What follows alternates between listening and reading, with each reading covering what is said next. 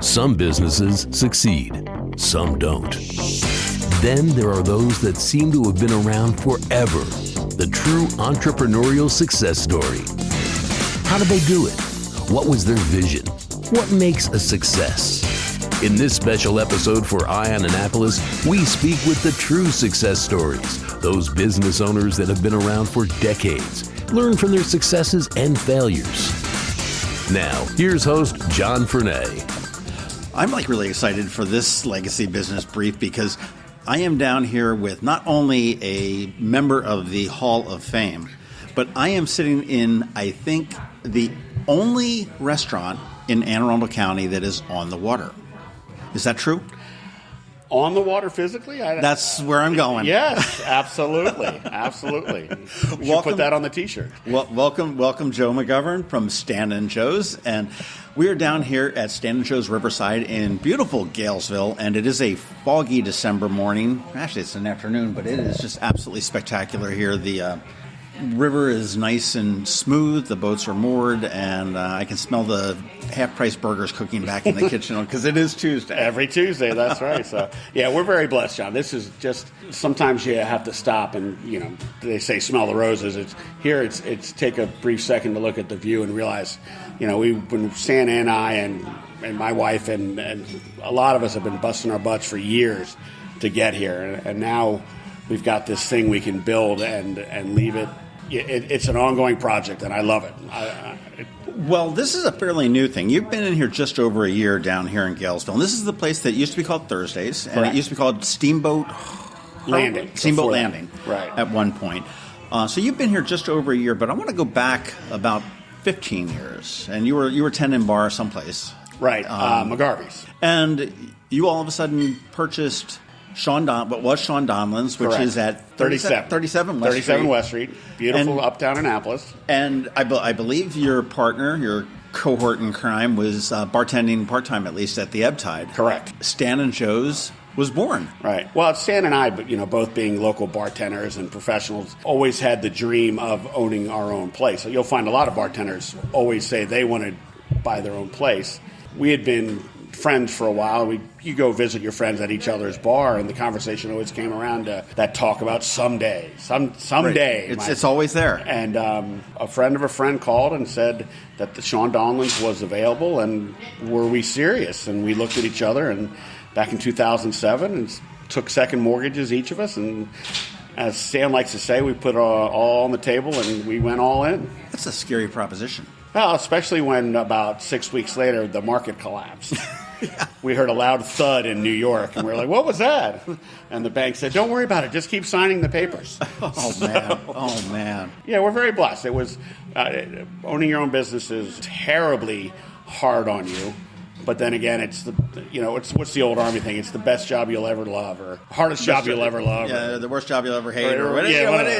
It's all of the above as you go through amen. it. I mean, it's with employees and mortgages and bills and vendors and everything else that goes with owning a business. It is certainly not for the faint of heart. No, and you got to be committed to it. Once you're in, you're in. I've worked for myself for so many years, and I jokingly say that you can pick any body part on me, and I'll give it up for somebody that pays my health insurance every month and gives me a solid paycheck every single week. It's the same one. I would love for that. But Stan and Joe's has really become sort of a staple of the Annapolis bar scene. I mean, there have been some that have been around a lot longer than you guys. I mean, you've got Middleton's, you've got McGarvey's and whatnot that have been there, and they're sort of. And when you think of Annapolis, that's that. But I mean, you guys have really carved out a great niche. I mean, McGarvey's tends to be a little bit more upscale, if you will, as far as the dress. I mean, you guys are down home, casual. Let's have fun. Your slogan is, lose the drama. Right. And you guys have just really, you've got live music every night, and you're always doing things for the community.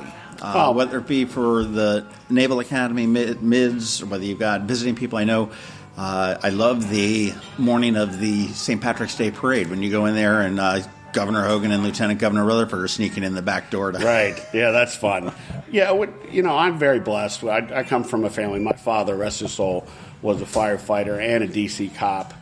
So I grew up with cops and firefighters in my home. He was a clinical psychologist, and he, if you ever watched that show Blue Bloods, that Sunday night, that Irish Sunday night dinner, that was my family. And when officers were having problems or just needed to talk to somebody, they would come to talk to my father. We would have them over for dinner. Mom would cook them a good old corned beef something and something with potatoes, and then they would go off and talk. So helping out the first responders, and my father is also a Navy veteran from World War II. So Navy, first responders, Notre Dame, all of that was just in my blood. And Stan's always been great with the music, a professional musician himself. Sure. So that was kind of the tie-in. And then doing the live music 7 nights a week, we don't do a cover, and that's so we're trying to get, like, one of our best bands, Sean Owen, who I know you know, was a waiter of ours 20 years ago, and now he's very close to making a living as a musician, and I couldn't be happier for him.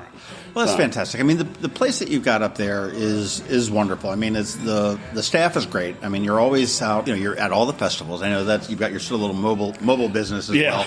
But you've got the wonderful patio in the back. Upstairs, so you've got catering, and there have been many events. I know they've had the comedy with Free Range Improv, which I guess rest in peace. I think they're I think the lead Dan is headed off to Ohio or something.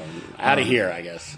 Yeah, I mean, but you guys have just become a staple, and I mean, your food.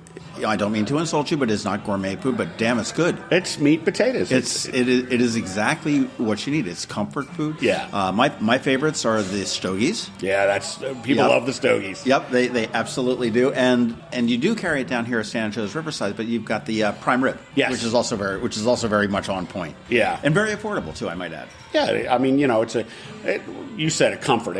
We're not frou-frou and micro, gastro, techno, whatever. We're solid, good meat and potatoes and fresh seafood. And, you know, down here we got into crabs. And up in Annapolis, you know, you have to have a good crab dip and a good crab cake. And we're getting fresh oysters right off the dock, which, you know, we're preparing it. Yeah, that's kind of cool. Literally the boat pulls in. He's like, "Hey, Joe." I'm like, "Yeah, I'll take a bushel. How you doing?" Oh, my God. It's really cool. That was one of the cool things this summer. Same with the crabs.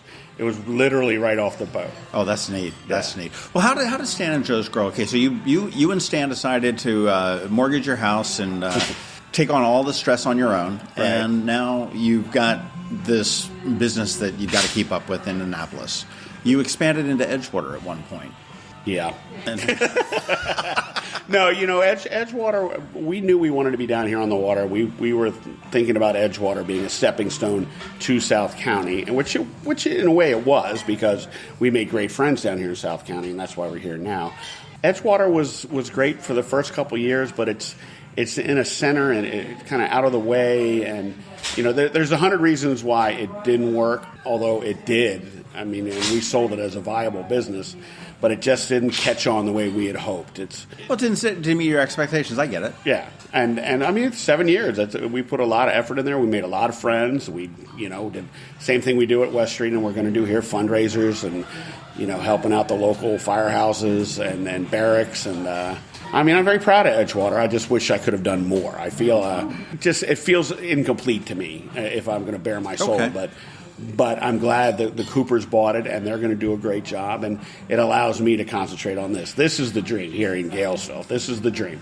Having a nice pub in Annapolis, doing great, and then bringing that spirit and fun and funkiness and casualness down here. Sure. And that's the game plan. Well, if nobody has ever been down here, you go down a Dean Rosenthal song. You go down Muddy Creek Road to hang a left on Galesville. Yeah, it's a very easy shot from Annapolis. It's down Route 2, left on 214, right on Muddy Creek, left on Galesville. And takes you to the water and take a right. You are, yeah. And you're right there. Yeah. And literally, when I jokingly said that this is the only restaurant on the water, we are literally on the water. We are built on a pier out in the West River? We are on the West River. We had a bunch of Annapolis people come in this summer, and they said it was about a 30-minute ride on an easy day, you know, maybe a hour and a half, 2 hour sail. But we have 28 transient boat slips, so we get a great day down here. You'll see all kinds of boats all around, from big 50-footers to jet skis. The last time I was down here, started out as an early evening. It worked into a little bit of a later evening. And there was this most beautiful wooden boat that came up here and docked. And it was just the most pristine thing I'd ever seen. I was just sitting there salivating out at the outside bar. And I was half tempted to, like, buy the guy a bunch of drinks just to get him drunk so I could steal his boat. And Right. you can try to figure out, like, where did I park this? Yeah. I tease people. They always say, Joe, where's your boat? I said, well, you're standing in it, My boat is the dock. That's right, get a good storm. And Yeah, God, don't even say it, knock on wood. So. Well, honestly, have you had any problems with flooding? I mean, this is literally over water. Yeah. We've had one. There was a tidal surge a couple months ago. The big one, the big nor'easter up in New Yes, England, yeah. if you remember that one. And the surge came down the river, and the water got to the top of the dock. So if you weren't paying attention, you could have just walked right into the river. And the chef, who's been here for 20 years, said we were about 3 feet away from trouble. So we've had trouble knock on the door, but it's never kicked its head. And apparently in the past 20 years, not since, what was the big one in Annapolis? Isabel. 2003. That was the last time they had water come over the dock, but even then it didn't get into the kitchen, which is the most important thing. The kitchen is on the water. So we are literally, like you said earlier, we are literally on the water. Well, that's fantastic. Well, I want to talk a little bit about, and I also mentioned that you are a Hall of Famer, and this is kind of a big deal. This it's maybe not as prestigious as the football or the baseball, right? But damn, you are named in the National Bartenders Hall of Fame, right, for your career, both as a bartender. Where'd you get your start? Georgetown, was it? Georgetown, Washington, D.C. I grew up in D.C. and started bartending. I got my first degree from American University, and while I was there. From where? American U. Really? My daughter just graduated there. Oh, great school. Yep. Kogod School of Business. I got a degree in marketing, which I use to this day, and human psychology was my minor, which I use to this day. I got my second degree in emergency medicine, which I use to this day. I wanted to be the first guy to jump off an ambulance and give somebody some oxygen and somebody else a Bloody Mary. But that was my connection to first responder career just that again. But yeah, so I bartended in Georgetown, paying the bills and helping my father and mother paying for college, and the bar business just stuck. And it got a quick story, if you allow me to ramble, is I had gotten my degree in emergency medicine. And all my friends, I grew up in an Irish neighborhood, and to this day I still hang out with them. Two bartenders, 2 firefighters, 2 cops, and 1 priest. It sounds like a bar joke. Joke, right? But it's true. And so all the firefighters, they wanted me to become a firefighter, but I got the bug way too late. Long story short, they snuck me on an ambulance one night, and I probably shouldn't tell the story, but too late. We got into a house where there was trouble in Southeast, and the people in the house opened fire on the ambulance. So I gave them all, the guys, the firefighters, a great big hug and kiss, and I said, I'm going back to bartending. I love you guys. And then the club I was working at, it was a club called Lulu's in the Blackie's House of Beef years ago. About 2 weeks later, there was a shootout there. And I had just started, I had grown up in Annapolis, and I'd started wanting to move to Annapolis, and I'd met my future wife. And a buddy of mine was opening up a place called the Eastport Clipper. Okay. Remember the Clipper? Yep, now it is the Blackwell Hitch. Blackwell Hitch. I moved down here right when it was the end of the Eastport Clipper. Okay. It was still in existence, and it closed down for a little bit. It became... Rockfish?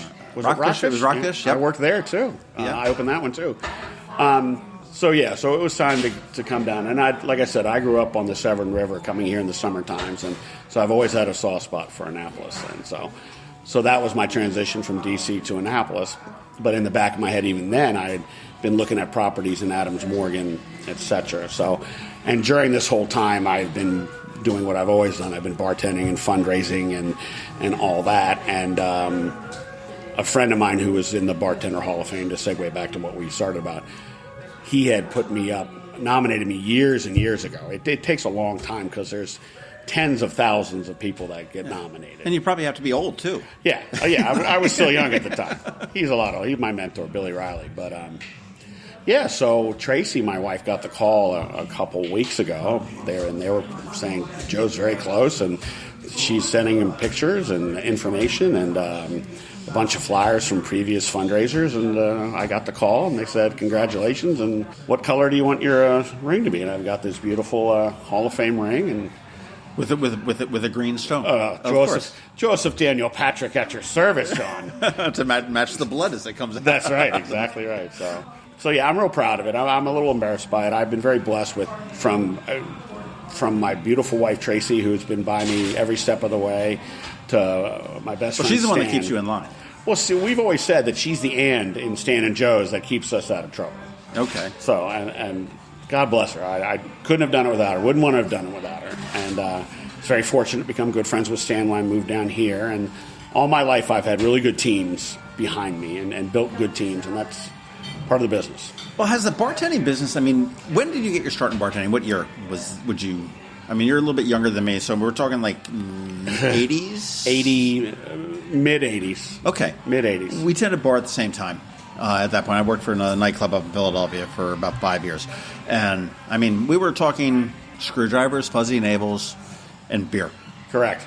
Okay, and that's about it. I mean, then every now and then you'd have that jackass that saw the movie Cocktail and came in with whatever that fake drink was that they made in the movie. Yeah, I remember. But I sit there and as I drink and it's like, we've got the crushes and we've got this and we've got, and I'm like, all the flavored vodkas and I'm like, oh my God, I would die.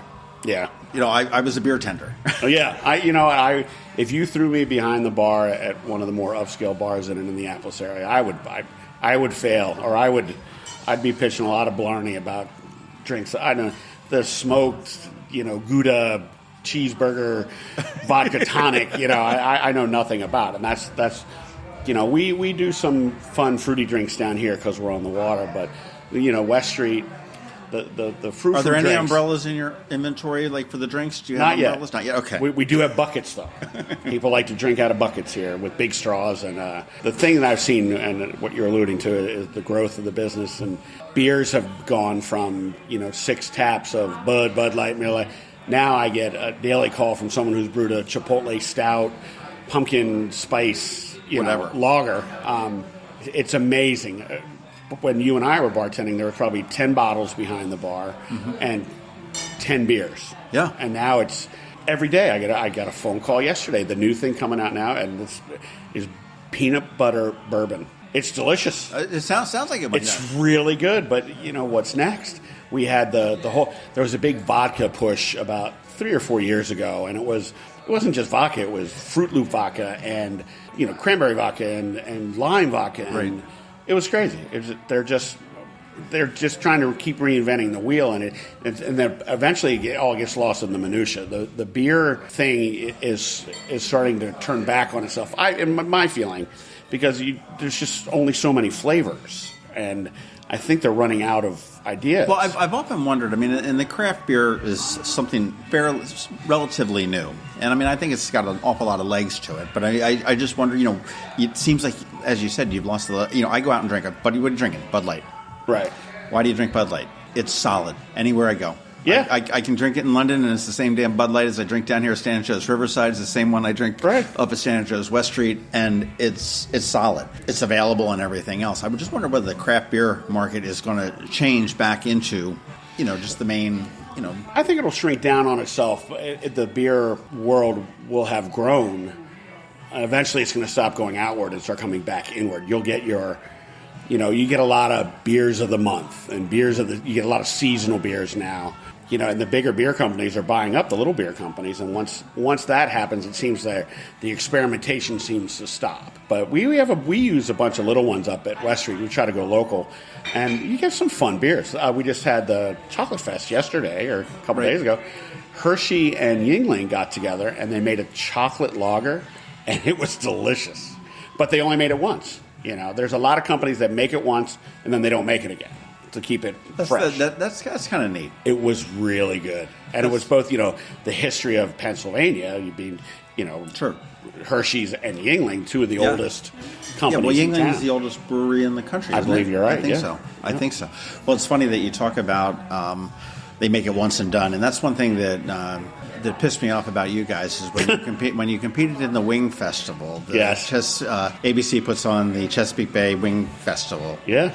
Or the Maryland, I think it's now the Maryland Wing Festival now at this point. But you made something that a couple years ago that was just off the charts great, and you can't get it. Oh, and I'm like, sons of a bitch. Well, we had 24 flavors. Luckily, my chef didn't quit that next day. But we were all. That was a great day. ABC does a great job on its events, and they also do the seafood festival. And they do this. We have a lot of fun working with Brent. And they had the Hispanic Festival That's right. this year. That was the first year last year, and that was really, I mean, for a first-year festival, I thought that did really well. Yeah, I agree. That was a lot of it's fun. only going to grow. Everything they seem to touch seems to grow. And Fiesta Latina, I think is what it was called. I love the fair. I live right there, and the fairgrounds I think is it's utilized, but it never seems to get it's just such a great venue. I wish more for it. I wish that there would be somebody, whether it be the county executive or a giant fundraising, or maybe they need new management there or something like that, to drop about $3 or $4 million into it. Absolutely. You've got that natural amphitheater bowl there. Yeah. Why can't we terrace that out or something like that? Yeah, I mean, I love sitting there, and all the events we do, I'll always find right around sunset, find a spot, and I'll just sit down and enjoy the music. And like you said, it's a natural theater. It's theater. Would be great there. Stuff under the stars. So what do we not know about Stan and Joe's? What are you most proud about between all the Stan and Joe's? I'm proud of the relationship we've developed with not only Annapolis, but we have regulars that come in every year for the boat shows, and they only come once a year, but they come to us. I'm really proud also of the fact that every town has a bar where all the other bar people go, and that seems to be us. Any night you go in there, you'll find a lot of local bartenders hanging out there. And when people say, well, where should I go? Oh, you should go to Stan and Joe's. That's where the locals go. So I love that. I love that a lot. Well, it's funny. You really do tap into the local market, much more so than any numbers. I know that when Kitchen opened up at the Lowe's Hotel, formerly Lowe's Hotel, right, they wanted to be this place where all the locals went, and a little bit more of an upscale than, Absolutely. And it just didn't work. And when Baroque opened up, that was they tried that, and then it just didn't work. But the locals do embrace you. It's funny, we talk about Annapolis being a very casual town, and I mean, you guys are the epitome of casualness when it comes to Annapolis. Right. And certainly down here in South County, I was talking to a friend of mine who is a financial planner. They'll button down, tight tie, and the shiny shoes and the pressed pants and everything else. And he told me that I can't buy a decent pair of dress shoes in this town because nobody stocks them. Right. Because it's so casual. You can get docksiders all you want, but And that's one of the things that I love about this area is that it's blue jean shorts and flip-flops will take you 90% of the places that you need to go. Right. It's just wonderful. But moving down here had to be a big, proud moment as well. Yeah. It's been a long time to get here, but it was always the goal. It was always the goal. And then when I met Stan, he had similar goals, and here we are, And for those that haven't been down here, this has two big decks. It's not even two. It's got a big wraparound deck. It's a big U-shaped deck that goes on either side of this building. And during the summer, and certainly during good days during the fall and the winter and the spring, out there you've got the umbrellas. You're literally over the water. Bring your fishing rod. Yep. Get a rail seat and you just fish right off. I'll cook it for you. You catch it, I'll cook it. So yeah, it's about 200 seats outside, and we're inside in the dining room. There's another 60 inside. So that gives you an idea of where you're. Where the focus is when you come down to Stan Joe's Riverside. Right. So, it's real nice in here that we were contemplating closing it for the winter, but not very hard. It's a beautiful room. We're looking around at the twinkle lights, and it's $1 million view. And I always say to people, if I can get them to come here, I got them. Right. Once they're here, they'll come back. Because I've been here a year and a little bit, and every day I see something new. Well, the thing that's really, it's been a problem in Anne Arundel County is that we have such limited access to water just as citizens that live in Anne Arundel County. Right. There's not very many public accesses to the rivers, and we've got more water frontage than any other county in the state. Right. You look at restaurants that are on the water, and it's in the county, I can probably think real hard, maybe 10. Very few that are at water's edge. Right. And it just amazes me that this is the most beautiful thing that we've got going for this county. Right. And there's so few opportunities to get here. And you've been able to plan it actually not at water's edge, but on the water, which I think is just amazing. It's, like I said, I'm looking out the window right now. It's like glass out there. It never gets old. It never gets old. Do you have live music down here? We do a little bit of live music in the wintertime. We're still dancing with the liquor board about getting something outside. Well, and we want to keep it simple down here. We have neighbors. We close up here at 10 o'clock. Well, that's the problem. Your neighbors are across the river, which sound travels pretty quickly, and Right. they're like 20 miles away from you. And But I get it. They're spending a lot of money for these. They want to hear their own music. They don't want to hear ours, Right. and I respect that. And we one guy with a guitar out there and unamplified, and but then we decided we're going in front of the liquor board in a couple months to ask if it's okay to put one musician out there with playing a little Buffett and Bob Marley and that kind of. That's all you need. A little background music, but live. Right. Because we love live music. Well, that is the place. It's funny. Do you get on Reddit at all? No, I don't. Okay. You give me that look like you're like, what is this Reddit? Like, Right. It's just a social media site. It's no rules. It's kind of cool. But you guys are always coming up as in the Annapolis subreddit. Anything you could possibly be into, they've got little subreddits and rooms that you can chat about. Oh, cool. And every now and then, not every now and then, a lot of times you have people say, hey, where to go, what to do. And Stan and Joe's comes up. Best happy hour is one of the ones. It's an extended happy hour. Right. So that's always good. The prices are very fair. And the staff is really good. I mean, I know Mike, your manager, has been, he's been with you for a long, long time. 8 years now. That's one of the things we're really strong about in this business, John. With so many new restaurants and et cetera, the pool of staff, available staff members, has gotten very diluted. We're very blessed with. We have Espo, our head bartender, has been there since before it was Stan and Joe's. We have 3 other bartenders that have been there about 7-8 years.